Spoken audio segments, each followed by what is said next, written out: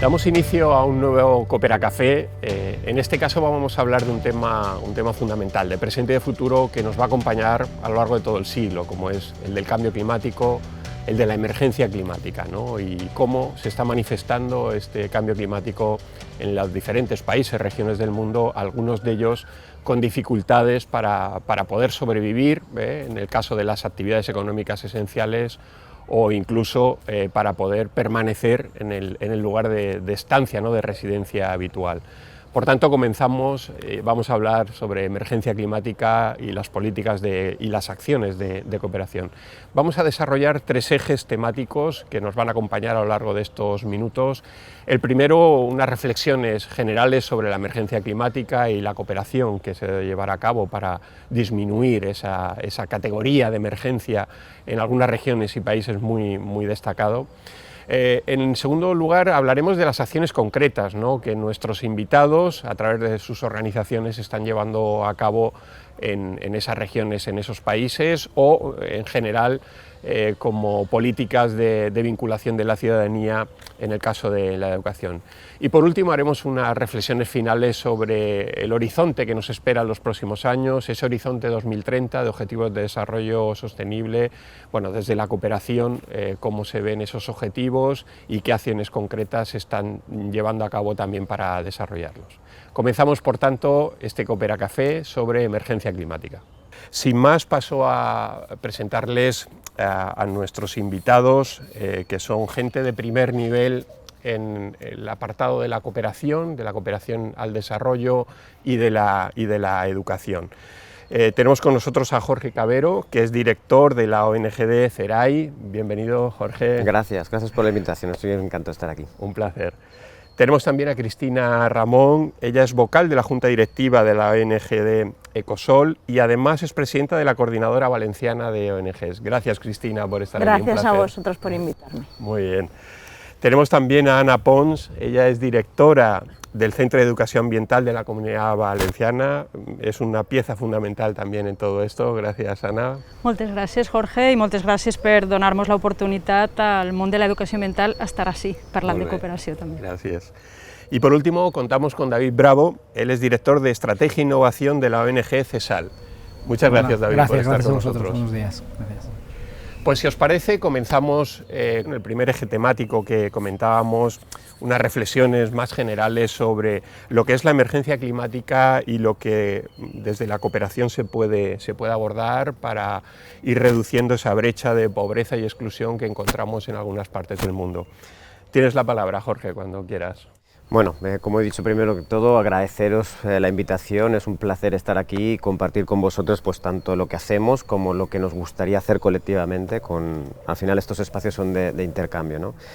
Bueno, como nuestro nombre dice, en el CERAI somos el Centro de Estudios Rurales y Agricultura Internacional, somos una ONG que estamos especializados en todo lo que tiene que ver con el desarrollo rural sostenible y la alimentación sostenible, y en ese sentido nuestra actividad principal está vinculado al tema de la agricultura, pero nosotros no hablamos de la agricultura, hablamos de los sistemas alimentarios sostenibles. Como bien sabemos, la alimentación es uno de los elementos principales, vertebra todo nuestro día a día, todos comemos y es un elemento primordial, y a la vez sabemos que es uno de los sectores que son muy importantes a la hora de tener en cuenta en todo lo que tiene que ver en afrontar esta emergencia climática.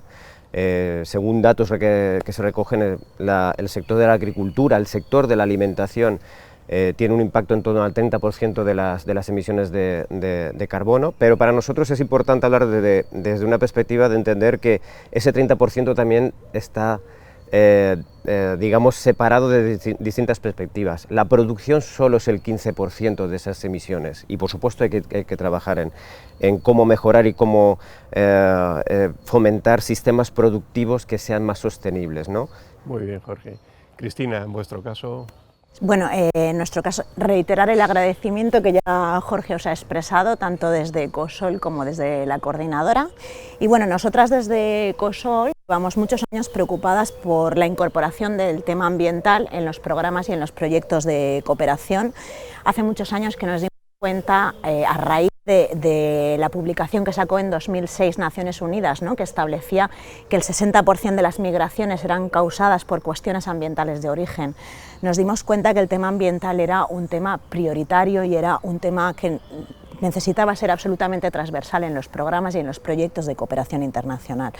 Actualmente son más de 21 millones de personas las que se ven obligadas a desplazarse por cuestiones ambientales todos los años. Ana, en tu caso, un tema fundamental como la educación. El de l'educació. Bé, nosaltres treballem des del Centre d'Educació Ambiental, que també estem funcionant des de 1999, és un centre públic i de referència a la Comunitat Valenciana en aquestes qüestions.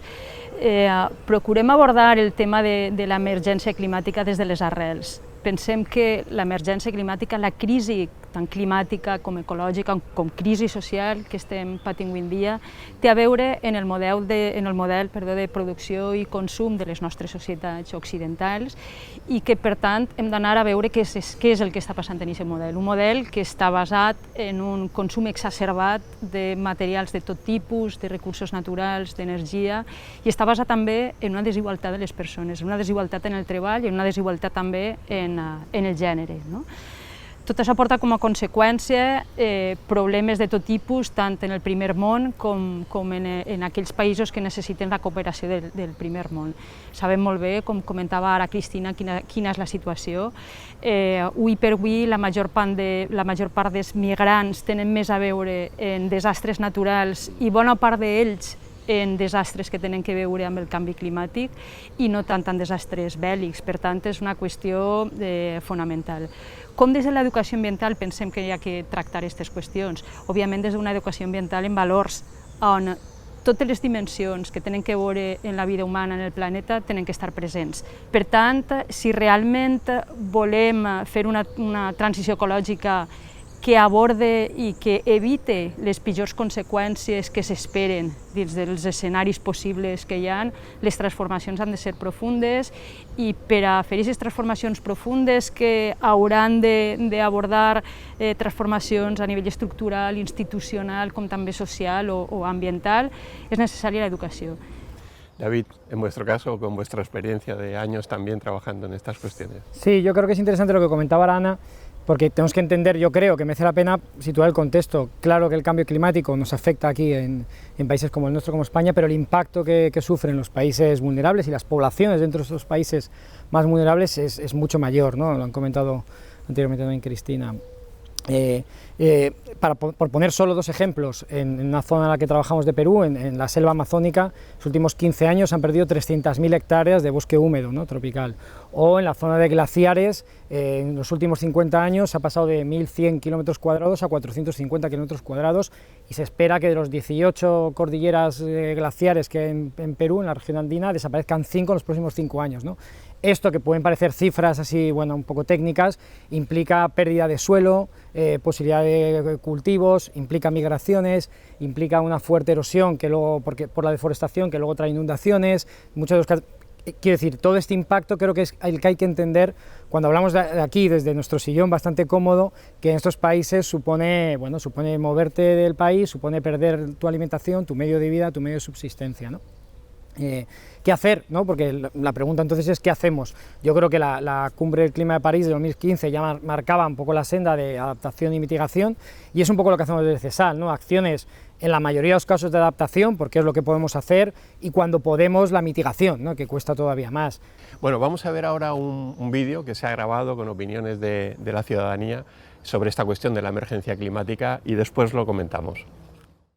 Sí, estamos a tiempo si nos ponemos ya, porque claro, con todos los habitantes que somos en el planeta, pues a la velocidad que estamos contaminando, si no hacemos algo ya, no será reversible.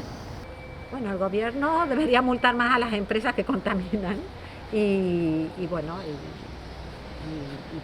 controlar un poco más lo que es empresa, lo que es consumos y todas esas cosas que son las que producen esas contaminaciones que producen el cambio climático. Ponernos multas cuando hagamos barbaridades, pues si tenemos que poner la lavadora 1 hora como hacen en el extranjero, que te toca una vez a la semana, que las bolsas de la basura van con etiqueta por si alguna vez tiras algo que no toca en el contenedor que no toca y te ponen una multa. O sea, hay países que lo tienen muy bien organizado. No que se prohíban, somos nosotros que las tenemos que que ver y prohibírnoslas, no porque no lo digan los demás lo tenemos que hacer. Quiero decir que hay que tener conciencia por el bien nuestro, por el futuro, por nuestros hijos, nuestros nietos, por toda la humanidad en general, ¿eh? Que hay que ponerse a trabajar todos, porque esto, si no lo hacemos entre todos, el cambio climático va a ser una castaña, se nos va a caer encima todo. ¿Qué harían para darle un mensaje a la gente y poder transmitírselo para que les llegue y empiecen a hacer algo mejor por el planeta y nada, despertar un poco su interés? Preguntarles cuál es la hoja de ruta que tienen para evitar ese cambio climático. ¿Qué hacen? Les preguntaría, porque yo la verdad que soy un poco ignorante en el tema, entonces me gustaría que de vez en cuando informen qué hacen para que la gente sepamos, aprendamos y podamos, a ver si ellos nos enseñan un poco más dentro de lo que informan, hacerlo nosotros también. Muy bien. Jorge, Cristina, Ana, David, a la vista de lo que hemos escuchado, la ciudadanía nos pide acciones concretas, ¿no? ¿Qué podemos hacer? Desde vuestra experiencia, yo os pediría 1 o 2 proyectos que consideréis en los últimos años que habéis desarrollado sobre los que estéis pues, contentos, no? En el sentido de los resultados que están pudiendo dar. A mi m'ha paregut molt interessant i jo crec que coincideix més amb la percepció que tenim des del món de l'educació i del medi ambient. No? El que jo pensem que la ciutadania demana és més informació per a poder tindre més coneixements, està dient-ho, i per a poder actuar d'acord amb això que saps, no perquè te ve imposat, sinó perquè realment ha permès, amb aquests coneixements que has adquirit, tindre consciència, ho ha dit una de les senyores, no? És importantíssim que com a ciutadania, com a col·lectivitat, tots tinguem consciència. I que això és el que permetrà que la societat es moga per uns objectius comuns. És impossible, comentava abans, no? el poder assumir un repte com aquest si no funcionem tots de la mà, com a societat. Ho hem vist ara en la crisis sanitaria y exactamente igual pasa en la crisis ambiental. Cuando nosotros hablamos de sostenibilidad, sobre todo en alimentación, hay un concepto muy claro, ¿no? Que son buena alimentación, buena agricultura, ¿no? Cuando tú vas a un médico normalmente te va a decir, oye, si tú quieres tener una buena salud, ten una alimentación diversa. Mira a ver cómo te alimentas, ¿no? Pues nosotros en la agricultura también hablamos de eso. Cuando tú haces una agricultura tienes que ver que todos los sistemas que estamos trabajando sean equilibrados, que permite ese equilibrio. Desde esa partida vamos trabajando con distintos elementos, trabajamos en cómo nos organizamos como colectivos para poder abordar retos comunes, para reducir la huella de carbono, para reducir la accesibilidad a elementos que no tengan que ser importados. Abarcamos distintas cuestiones que nos permiten ir construyendo en eso que comentaba al inicio, de sistemas alimentarios sostenibles. Partimos de la base de lo que una persona como agricultora puede hacer y cómo como colectividades, cuando la escala va creciendo, se van haciendo más complejos los elementos, pues vamos encontrando soluciones, ¿no? Con una perspectiva muy clara, como he dicho, es muy importante que la accesibilidad de los alimentos sea al máximo posible local. No estamos hablando de que siempre sea posible, pero dentro de las posibilidades favorecer esa relocalización de los alimentos y asegurar que esos alimentos que se producen sean accesibles para esas poblaciones que están ahí, ¿no? Con ese paso estamos avanzando un camino muy largo a nivel de la lucha contra el cambio climático. Muy bien. Cristina.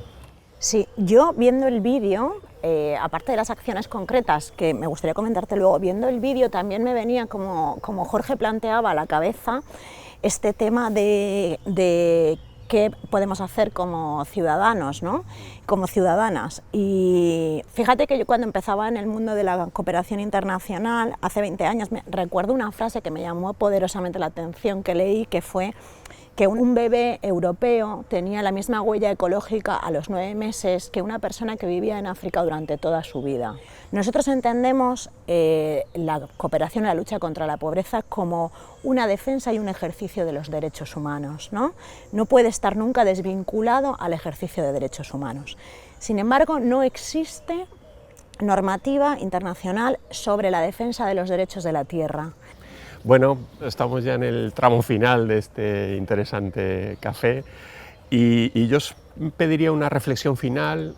Tenemos un compromiso desde los países avanzados, son esos objetivos de desarrollo sostenible, un horizonte 2030, que seguramente tendrá que ir más allá, el 2030 ya se nos queda un poco próximo.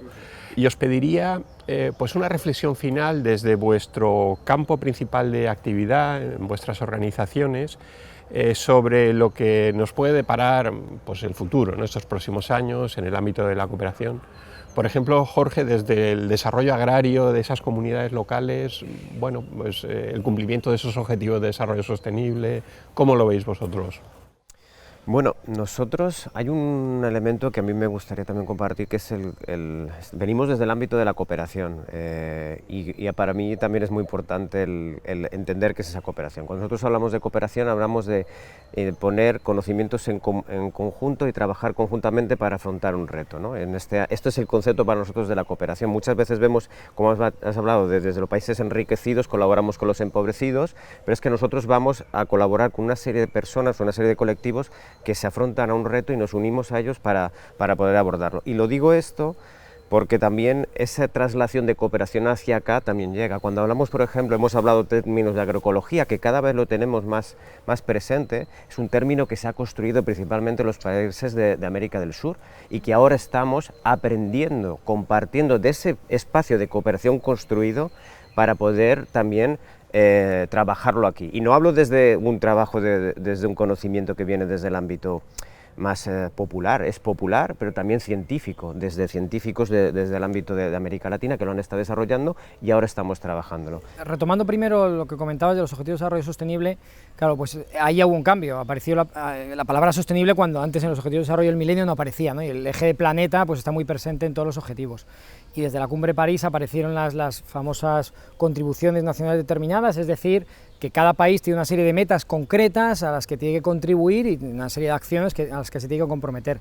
Yo creo que es muy interesante en este foco, la propia Generalitat Valenciana en su acción de cooperación, la Agencia Española, los diferentes organismos de cooperación tienen muy claro esto y los propios países lo tienen, ¿no? Y para nosotros es muy importante que las acciones que hagamos como ONG, que CESAL puede llegar hasta donde puede llegar, porque tiene su capacidad limitada, vayan también en esta línea, ¿no? Porque la primera cosa interesante es que fueron los propios países, no con una imposición, las que suscribieron estos objetivos, ¿no? Y yo creo que eso es muy interesante y dentro de esos aparecen ya las cuestiones concretas que cada país tiene que abordar. Nosotros apostamos como ONG mucho por el principio de subsidiariedad, es decir, que aquel que está más cerca del problema, si tiene una solución es más fácil que la aporte. Y por tanto muchas veces las comunidades nativas o las comunidades indígenas o la población en general tienen una capacidad de respuesta y lo que tienen que hacer los gobiernos es apostar por ello, favorecerlo, ¿no? Generar espacios y clima para que eso se desarrolle. Pues nada, llegamos prácticamente al final de este Coopera Café tan interesante. Os quiero agradecer vuestra participación, felicitaros por la labor que hacéis, la verdad es que es lo que llamaríamos ejemplos de buenas prácticas ciudadanas, ¿no? de ayuda, en definitiva, a otros países que lo necesitan, pero comentabais también una cuestión muy importante, que esta cooperación es bidireccional, ¿no? Que nosotros también aprendemos de las acciones que estáis llevando a cabo en esos países, ¿no? Y en el caso de la educación, claro, eso es un principio fundamental que nos tiene que acompañar a todos, ¿no? Para ir desarrollando esas acciones que puedan permitirnos pues disminuir lo que hoy llamamos emergencia climática. Ojalá dentro de unas décadas dejemos de usar esa expresión de emergencia porque haya dejado de ser un problema y que estos países, estas comunidades pues hayan podido desarrollarse como pretendemos todos, ¿no? Bajo esos principios de la sostenibilidad. Finalizamos por tanto este Coopera Café. Yo quiero agradecer la invitación que hemos recibido por parte de la Generalitat Valenciana, de la Consellería de Transparencia, de Cooperación. Yo creo que desde la Comunidad Valenciana se está dando un buen ejemplo de lo que deben ser la implicación directa por las políticas de cooperación y un buen ejemplo es lo que hemos podido disfrutar hoy en este Coopera Café con estas opiniones, estas experiencias tan interesantes. Muchas gracias.